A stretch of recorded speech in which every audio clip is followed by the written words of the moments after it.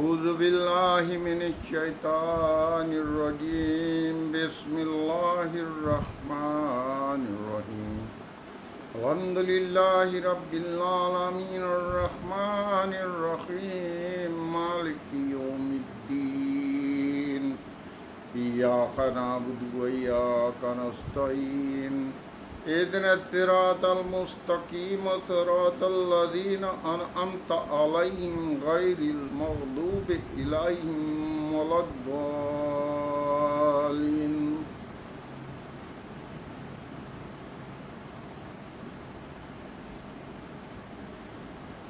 मेरे दोस्तों, भाइयों, बुजुर्गों, बहनों, तमाम सुनने वालों, अस्सलामु अलैकुम वरहमतुल्लाहि वबरकातुहू। आज मैं काफ़ी दिनों बाद वीडियो पे हाज़िर हुआ हूँ। तो इस दौरान जो है वो बहुत कुछ हुआ है, बहुत कुछ हो रहा है। सबसे पहले तो मैं जिक्र करूँगा हमारे गांव की सियासत, तहसील मरी की सियासत, NA-57 की सियासत, उसके बाद मुल्क की हालात, मुल्क की सियासत,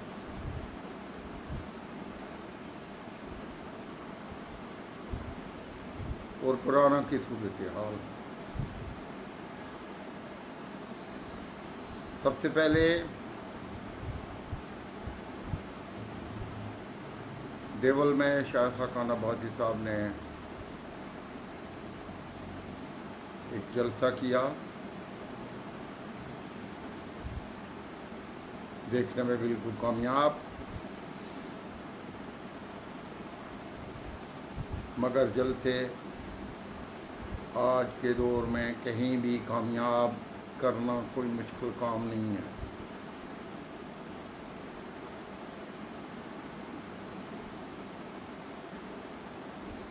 मैं इस जलसे को नाकामी भी करार दे रहा हूँ। उसकी वजह क्या है? वजह ये है कि नाकाम इसलिए है कि देवल वो गांव है जहाँ के लोग गलती से 3-4 वोट्स बाहर जाती थी। आजकल तो 3-4 दर्जन इख्तिलाफ राय रखने वाले, पोशीदा नहीं ज़ाहिरी, अपनी राय दे रहे हैं। शाहिद खान अब्बासी के ख़िलाफ़, उनके ख़िलाफ़ ओपनली शिकायत कर रहे हैं कि हमने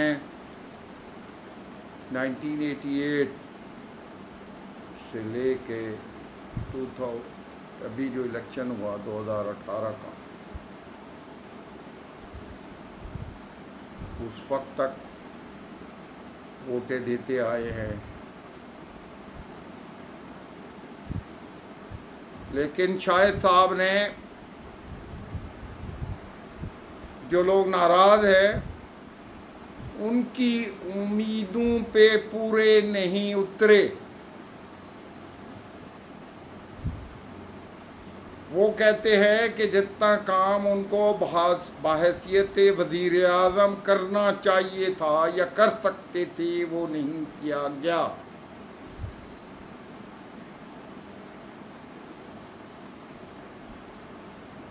नौजवानों को नौकरी देने की कोई कोशिश नहीं की गई। कोई गैर मामूली तरक्याती काम कह रहे हैं कि नहीं हुए।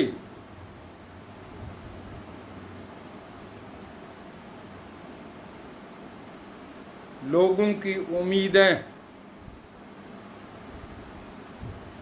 वाबस्ता थीं, वाबस्ता रहीं। देखते रहे कि काम होगा। इससे पहले तो ये समझते रहे कि चलो MNA और वज़ीर और PIA के चेयरमैन की हैसियत से वो लोगों की खिदमत सही तरीके से ना कर सके। लेकिन अब लोग कह रहे हैं कि वज़ीर आज़म बनने के बाद, जबकि शाहिद साहब के पास स्वाबदीदी फंड भी थे और वो फंड्स, क्योंकि वो जीते थे मरी के हल्का NA57 से, NA57 के हल्के में ख़ुसूसी तौर पर लगाने चाहिए थे और इस इलाके को दिन दुगनी रात चुगनी इस दौर में तरक्की करना चाहिए था। मगर जो नाराज लोग हैं उनकी उम्मीदों के ऊपर काम नहीं हो सका। मैं इस जलसे को नाकाम इसलिए भी कह रहा हूं कि ग्राउंड वर्क करके ये जलसा नहीं किया गया। ग्राउंड वर्क ये होना चाहिए था कि जो भी लोग नाराज हैं उनको स्पेशली खसूसी अलग से इकट्ठा करके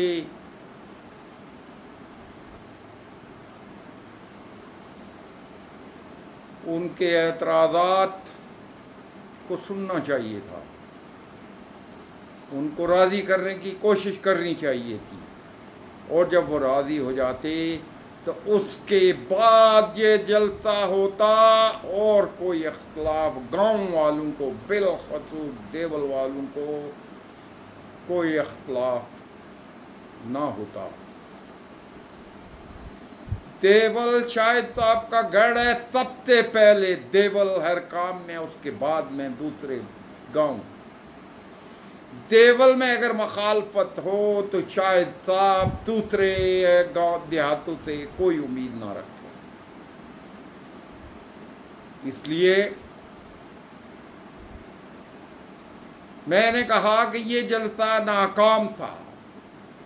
उसकी वजह से तो यही थी कि गांव में इख्तलाफात है, ओपनली लोग इख्तलाफ कर रहे हैं कि हम इतने साल तक बगैर किसी लालच के, बगैर किसी तरक्याती काम के उन लोगों ने फरमाइश नहीं की। और वो कहते हैं कि जब इख्तियारात मिले तो देवल वालों को इग्नोर किया गया। देवल में कोई खुसूसी काम नहीं हुआ।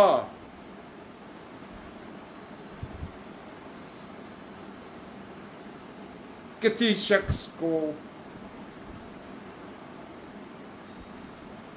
कोई खसूसी स्पेशल मुलाजमत नहीं दी गई। तारीख गवाह है कि जो भी हुक्मरान होता है वो अपने लोगों को हर हाल में अपने इलाके के लिए काम करता रहा है। अभी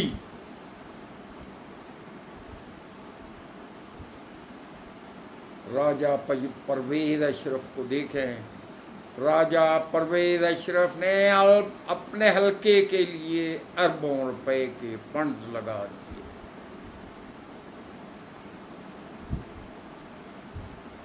यूसुफ रजा जिलानी के ऊपर मुकदमात इसलिए चल रहे हैं कि नौकरियां दिलाई हैं। नौकरियां दिलाने का मतलब है लोगों का काम किया है। अगर लोगों की खातर काम करने की वजह से कोई मुकदमा बने और लोग फिर इकट्ठे ना हों, सारे लोग साथ ना दें, सब लोग जलसे में हाजिर ना हों, तो फिर लोग कसूरवार हैं। मैंने बार बार लिखा, इंसान खता का पुतला है, इंसान से गलतियां होती हैं और गलती जो है वो अल्लाह ताला भी माफ़ करता है और माफ़ करने वाला है और माफ़ करता रहा है अल्लाह ताला। इसी तरीके से अगर कोताही हुई है, जो लोगों के नजरिए में है, जो लोगों की नजर में है कि कोताही हुई है, लोग नाराज हैं, तो क्या टू हेल विद देम, ये रवैया होगा?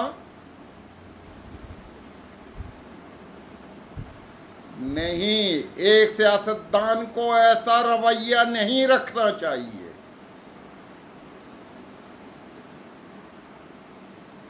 इसलिए कि सियासतदान ने अवाम से वोटें लेनी होती हैं, अवाम से वोट लेके पावर में आता है। एक जनरल अगर बोलता है कि मैं अपनी काबिलियत के ऊपर जनरल बना हूं, मैं लोगों का काम क्यों करूं, वो तो जायज़ है, तो काम ना भी करे तो लोग गिला शिकवा नहीं कर सकते कि हम तो वोटें दे रहे हैं और हमारी वोट की वजह से पोजीशन में आए हो, तो काम नहीं कर रहे हो, दूसरे हल्कों दूसरी जगहों के काम कर रहे हो, या हमें इग्नोर कर रहे हो। लेकिन अभी इस सिचुएशन में जिसमें शाहिद साहब है, ये तो वोट लेके बने हैं लोगों के, तो लोगों को इग्नोर करना, लोग नाराज हैं तो वो हेल विद यू, ये बात नहीं होनी चाहिए। उनको राजी करने की कोशिश करना चाहिए।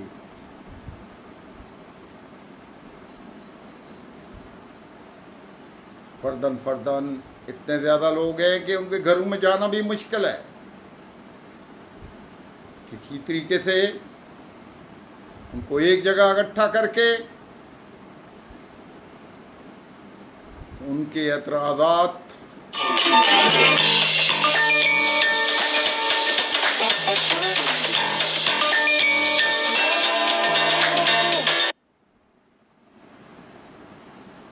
इनको दूर किया जाए, एतराज़ात को, ताकि लोग राज़ी हो जाएं। और बिलखसूस गढ़ जो है वहाँ पे तो सबको एक होना चाहिए।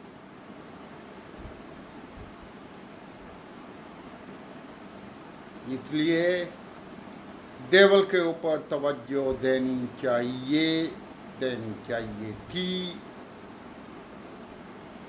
क्योंकि देवल मजबूत होगा तो बाकी इलाके, बाकी देहात भी साथ देंगे। देवल वाले साथ ना देंगे तो फिर बाकी तमाम हलकों से किसी की सपोर्ट हासिल करना बहुत मुश्किल हो जाएगा।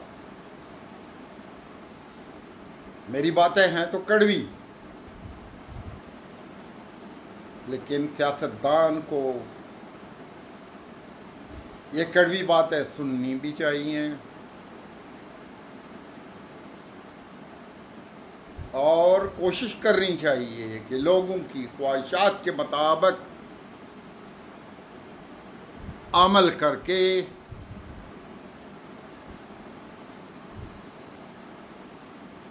हल्का के काम किए जाएं, मुलाज़मतें दिलाई जाएं।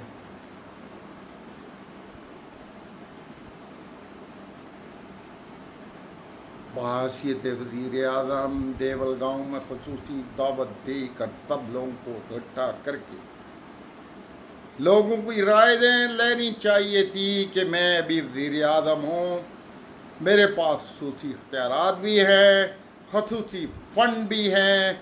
आप लोगों का बहुत बहुत शुक्रिया। ये आप लोगों की वोटों की वजह से मैं असम्बली में पहुंचा था। मैं वोट लेके अब आप लोगों की वोटों की वजह से वज़ीर आज़म बना हूँ। अब आप बताएं मैं इस वज़ारत को कैसे चलाऊँ, मैं क्या काम करूँ कि हल्के के लिए बेहतर हो।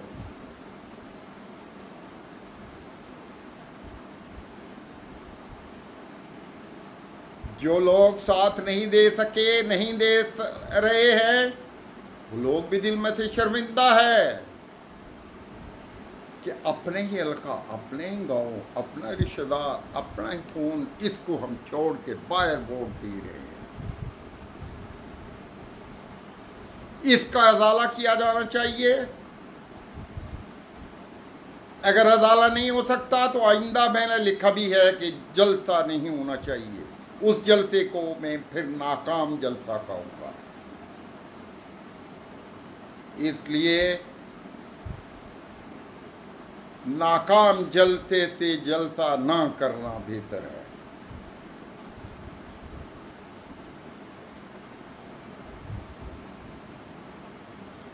बाकी अब मैं आता हूं मुल्क की सियासत पे। मुल्क में लोग महंगाई से तंग है। खबरों में रोज आता है अब खसारा ख़त्म हो गया है। मुल्क जो है वो अब खसारे में नहीं है। आम आवाम को खसारा और मुनाफा इनको और नुकसान इसकी समझ नहीं है कि मुल्क खसारे में जा रहा है। वो तो ये चाहते हैं कि चीज़ें हमें सस्ती मिलें। तो हुकूमत को चाहिए कि हर चीज़ सस्ते दामों अवाम को मिले। 2.5 साल इन्होंने मुश्किल से गुजारे हैं और अभी भी गुजार रहे हैं और गुजार लेंगे, मगर ये कब तक?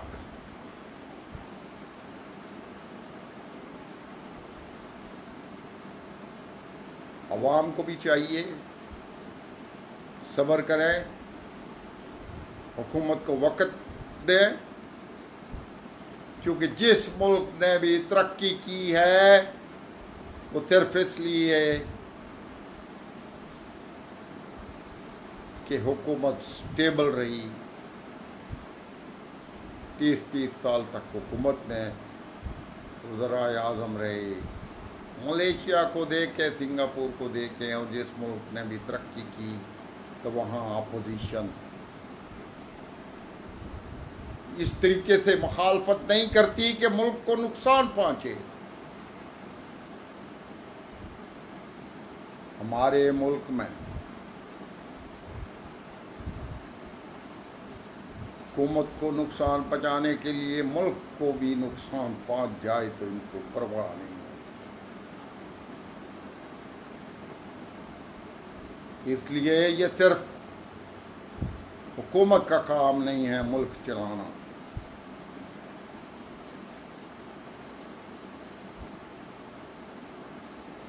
इसमें अपोजिशन और अवाम और सारे लोग मिलके मुल्क की भलाई के लिए साथ चले। फौज के खिलाफ बयानिया, फौज के खिलाफ बात कर रहा, अवाम बिल्कुल ऐसी पार्टी का साथ नहीं देंगे। इसलिए कि फौज मुल्क की सरहदों की महाफिज है।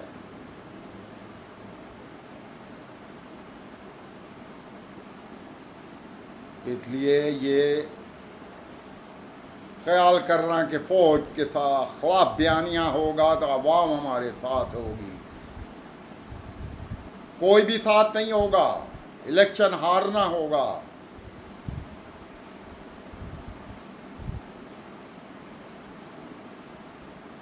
तारीख को देखें, जो भी फौज के खिलाफ रहा, क्या वो इलेक्शन कभी जीता है? पार्टियां खुद देखें,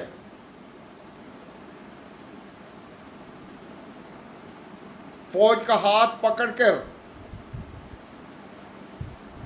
फौज के साथ मिलकर इक़्तिदार में आए। इक़्तिदार में आने के बाद धांधलियां की, करप्शन की,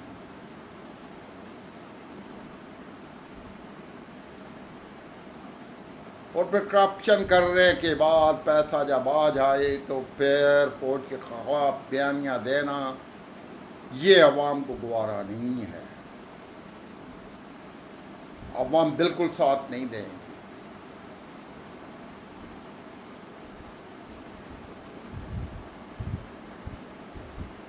अवाम वोटर जो है वो फौज के खिलाफ नहीं सुनना चाहते।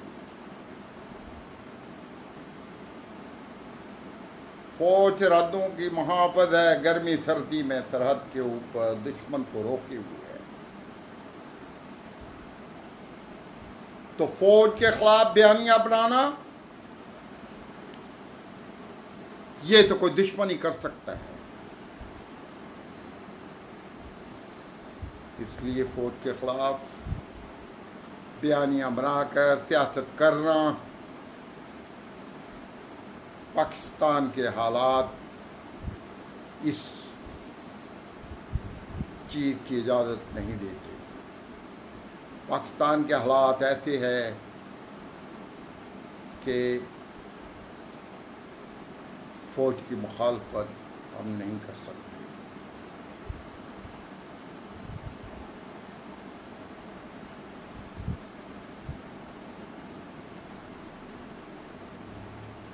मुल्क की भलाई के लिए काम हो रहा है, काम होगा। हर मुहिब वतन इसका साथ देगा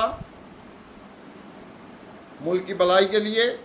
लेकिन जो मुल्क दुश्मन होंगे, मोसाद का एजेंडा, रा का एजेंडा, उनके एजेंडे पे चलकर, फौज के खिलाफ चलकर कोई भी कामयाब नहीं हो सकता, ना ही वोटर साथ देंगे।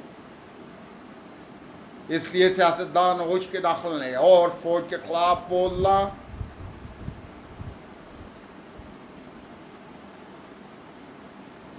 फौज के खिलाफ बयानियां काम नहीं आएगा पाकिस्तान में।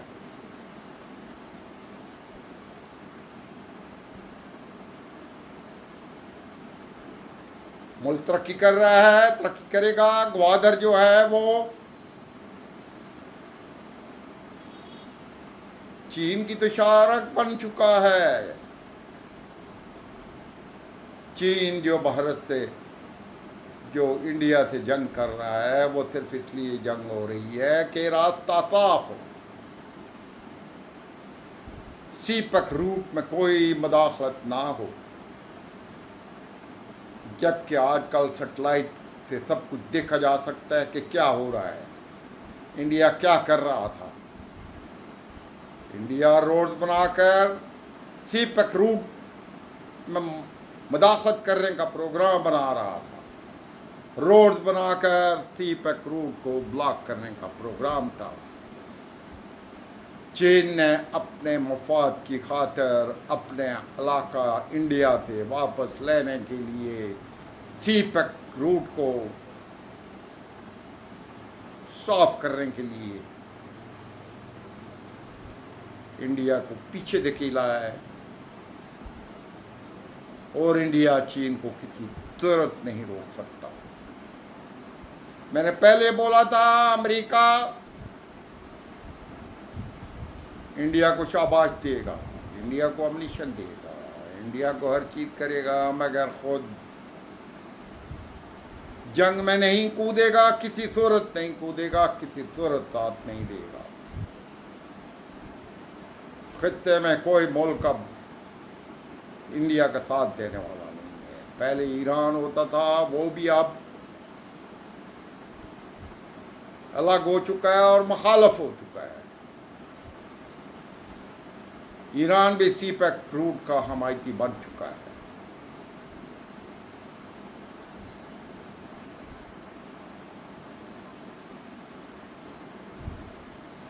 अभी इंडिया का हमायती कोई भी नहीं है। बांग्लादेश पहले था, मगर वो भी अब पक्का सही तौर पे आज़ाद हो गया है और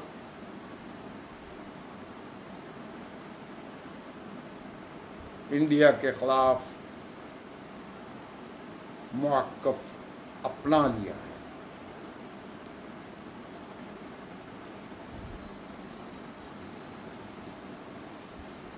दूसरे हमसाय ममालिक जितने हैं सब इंडिया के खिलाफ है। सिर्फ एक इजराइल है जो साथ दे रहा है। ऑस्ट्रेलिया सामने नहीं आएगा। जापान पहले पर तोड़ रहा था और ऑस्ट्रेलिया, मगर उन्होंने चीन की ताकत को देख के वो भी पीछे है, सामने कोई नहीं आएगा। इंडिया अकेला है, जबकि चीन के साथ पाकिस्तान, तुर्की, मलेशिया, रूस, रशिया, इन सब का ब्लॉक बन चुका है।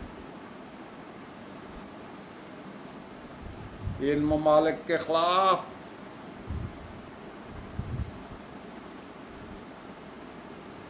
कोई भी इंडिया का साथ नहीं देगा,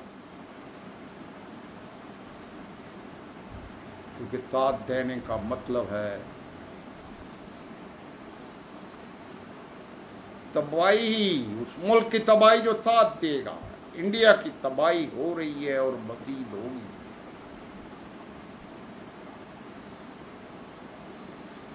इंडिया मिन्नतें तरले कर रहा है कि किसी तरीके से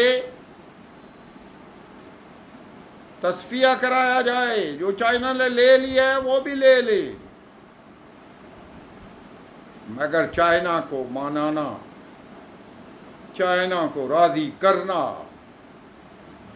किसी के बस की बात नहीं है, और चाइना राजी भी नहीं होगा।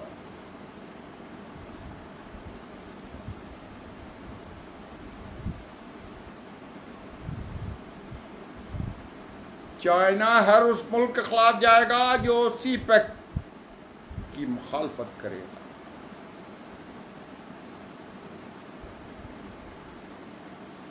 सीपैक पाकिस्तान के मफाद में भी है और चीन के मफाद में भी है।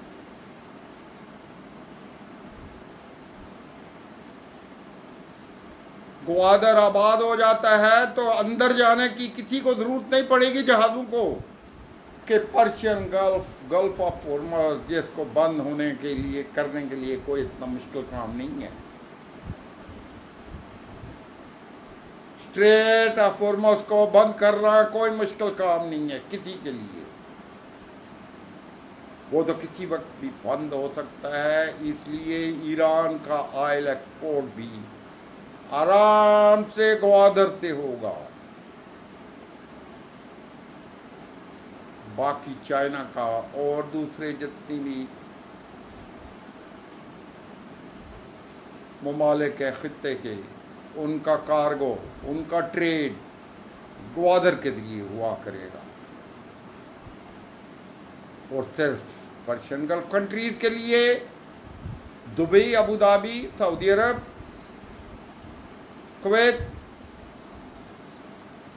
ये रह जाएंगे। ये इन लोगों के लिए सीपैक ग्वादर,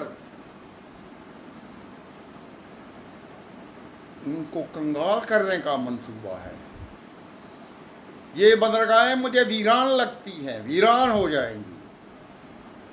अभी जो ट्रेड होता है, यूरोप से कार्गो आता है तो दुबई में उतरता है, और जहाज दुबई से वापस यूरोप जाते हैं और कार्गो ला के दुबई में उतारते हैं, और दुबई से फिर वो ट्रांसशिपमेंट होती है और जहाज फार ईस्ट, इंडिया, सिंगापुर,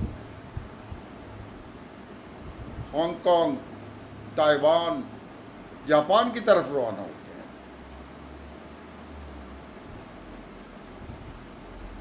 अगर ग्वादर बंदरगाह बन जाती है, ऑपरेशनल होती है, तो फिर कौन से ममालिक के जहाज होंगे अंदर जाएंगे, स्ट्रेट ऑफ हॉर्मज़ से जाके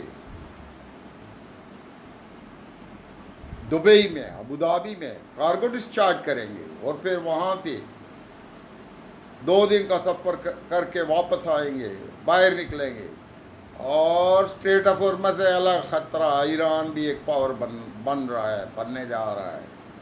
ईरान स्ट्रेट ऑफ हॉर्मज़ कभी भी बंद कर सकता है। तो ट्रेड जारी रखने के लिए वाहिद रास्ता ग्वादर है, चाहे हालत जंग में हो या पीसफुल दौर में। ग्वादर से कार्गो को ट्रांसशिप करना, एक बंदरगाह से बादरिया बहरी जहाज दूसरी बंदरगाह भेजना, ग्वादर पोर्ट से बाई रोड चीन की तरफ और दूसरे ममालिक जो भी रास्ते में लगते हैं उनके लिए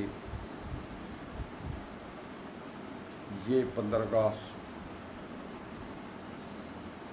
सोना उगलने वाली बंदरगाह बनेगी। और पाकिस्तान चूँकि ये बंदरगाह पाकिस्तान में वाक़या है तो इसका टैरिफ, इसका जो फ्रेट चार्जेस, हैंडलिंग चार्जेस, ये सब पाकिस्तान को मिलेंगे। ग्वादर को सिंगापुर, दुबई की तरह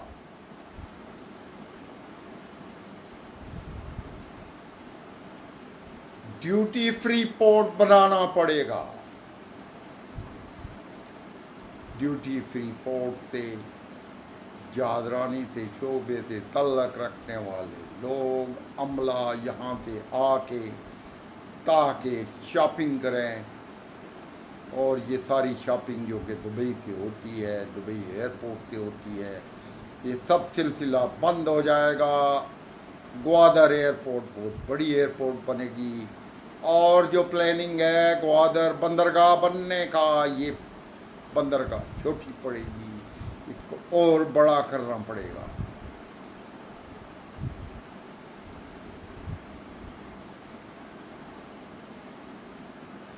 तो ग्वादर पाकिस्तान की तरक्की का बहुत बड़ा जरिया बनेगा। ग्वादर सोना उगलेगा और इससे फ़ायदा पाकिस्तान को सबसे ज़्यादा होगा, चीन को होगा। चीन अपने मफाद में काम कर रहा है, पाकिस्तान भी अपने मफाद में। ये दुनिया मफादात की दुनिया है, हर मुल्क अपना मफाद चाहता है। इसी ग्वादर तक पहुँचने के लिए, इन्हीं पानियों तक पहुँचने के लिए रशिया ने अफ़गानिस्तान तक आए थे, मगर अफ़गानियों ने और पाकिस्तानियों ने मिलकर उस वक्त रशिया को वापस भगाया। अब बड़े प्यार से रशिया ने रास्ता ले लिया है ग्वादर तक।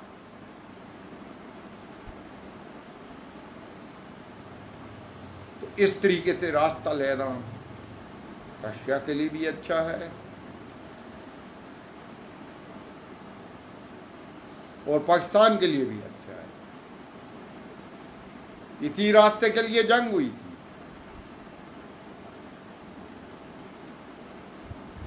मगर अब रशिया को तो रास्ता मिल गया, आराम से मिल रहा है, और ये रास्ता रशिया इस्तेमाल करेगा तो उससे पाकिस्तान को भी फायदा होगा।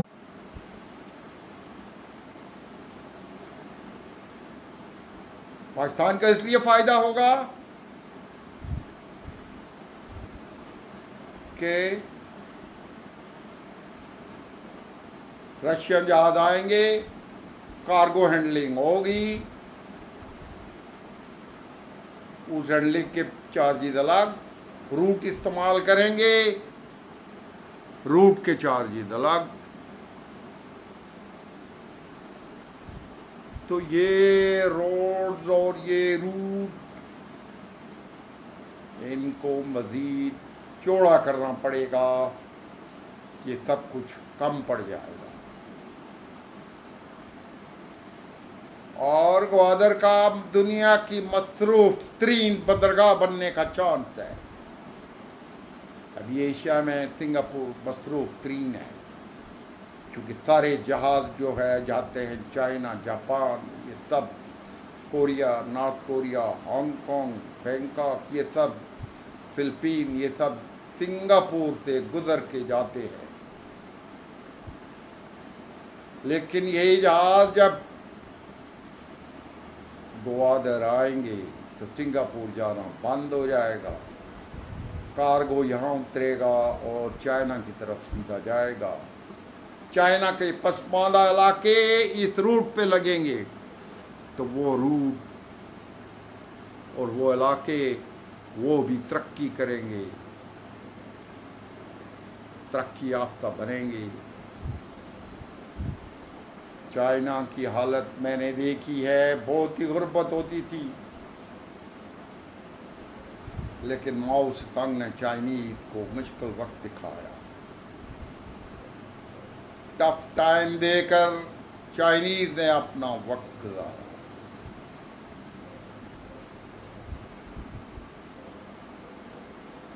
अब चाइनीज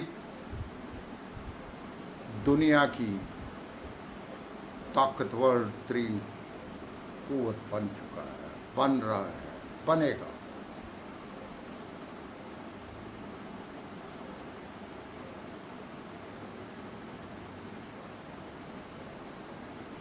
अमेरिका देख रहा था कि चाइना एक सुपर पावर बनने जा रहा है, बहुत बड़ी ताकत बन रहा है।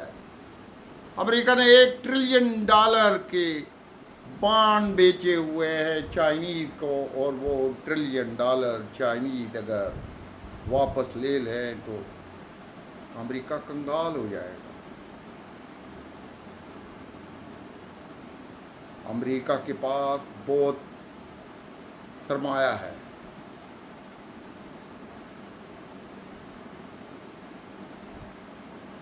अमेरिका को डाउन करने के लिए अमेरिका ने चाइना को मस्मार करने के लिए, ख़त्म करने के लिए, तबाह करने के लिए कोविड-19 कोरोना वबा वुहान में छोड़ा, और ये समझा था कि ये वबा से चाइना तबाह हो जाएगा। मगर चाइनीज कौम बहुत ही मेहनती है, उन्होंने मेहनत लगन से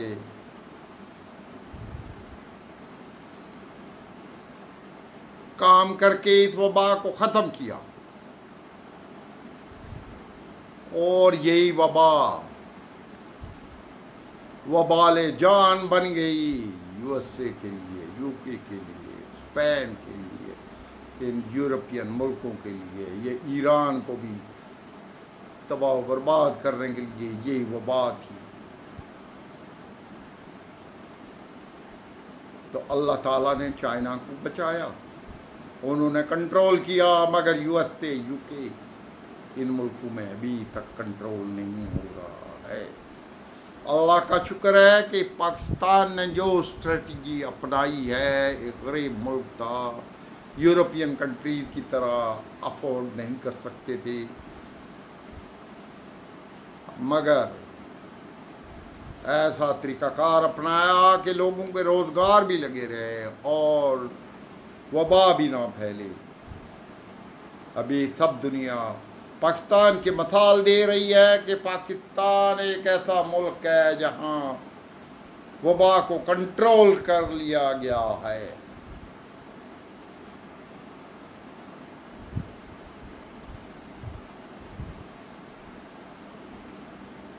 ये अल्लाह का करम है, अल्लाह की मेहरबानी है कि पाकिस्तानी गरीब कौम, गरीब लोग, हुकूमत के पास भी इतने फंड नहीं थे कि लोगों को दे सकें कि वो घर में बैठ के खर्चे चलाएं, लेकिन अल्लाह ने वबा को कंट्रोल किया। ये कुछ स्ट्रेटजी हुकूमत ने अपनाई और कुछ लोगों ने, और कुछ लोगों की दुआएं। इसलिए दुआ करें कि या रब्बुल इज़्ज़त, ये जो वबा फैली है दुनिया में, अल्लाह तेरा शुक्र है, इसका जोर पाकिस्तान में टूटा है, और या अल्लाह ये वबा जो थोड़ी बहुत रह भी गई है, या अल्लाह ये पाकिस्तान का ख़त्म हो। या रब्बुल इज़्ज़त, तमाम पाकिस्तानियों को तौफीक अता फरमाए कि वो एहतियात भी करें, SOP पर अमल करें ताकि ये वबा फैले नहीं। अभी सर्दियों में देखें क्या हालात होते हैं, अल्लाह खैर कर ले, अल्लाह बेहतर करे और अल्लाह पाक सब पाकिस्तानियों को इस वबा से बचाए। या अल्लाह हम गुनहगार हैं, खताकार हैं, या अल्लाह हमारी गलतियां कोताहियां माफ़ फरमा, हमें मुश्किलों से बचाना, मुसीबतों से बचाना, बीमारियों से बचाना। या अल्लाह आखिरत आसान कर रहा, या अल्लाह हमारा खात्मा बिल ईमान करना। या अल्लाह जब फोत हों तो या अल्लाह ज़बान पे कलमा तय्यबा ला इलाहा इल्लल्लाह मुहम्मद रसूलुल्लाह। या अल्लाह मैं ख़ुसूसी दुआ हमेशा करता हूँ कि या अल्लाह मेरा ख़ात्मा मस्जिद नबी में हो। या अल्लाह किसी शख्स को अपना नहीं पता मौत कहाँ होगी, कब होगी, कैसे होगी, क्यों होगी, आग में होगी, दरिया में होगी, पानी में होगी, हवा में होगी, किसी को कोई पता नहीं है। या अल्लाह बेहतर ख़ात्मा कर।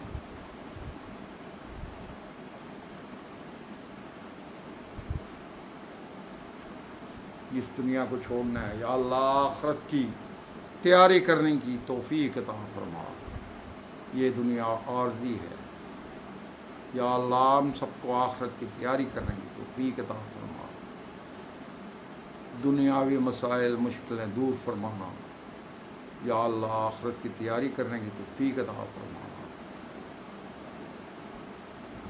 या अल्लाह तू रहम करम कर। या अल्लाह मुश्किलों से बचाना, परेशानी से बचाना, दोज़ख के अज़ाब से बचाना, जन्नत में जगह देना। या अल्लाह हम गरीब हैं, या अल्लाह हम मिस्कीन हैं, या अल्लाह हम खताकार हैं। या अल्लाह हमारी दुआ कबूल फरमा, हमें जन्नत में जगह देना, हमारी माफ़ फरमाना। या अल्लाह जो मांग सकते हैं वो भी दे, जो नहीं मांग सकते हैं वो भी दे। या अल्लाह हम सबके वालिदैन फोत हो गए, उनको जन्नतुल फिरदौस में आला मकाम अता फरमा।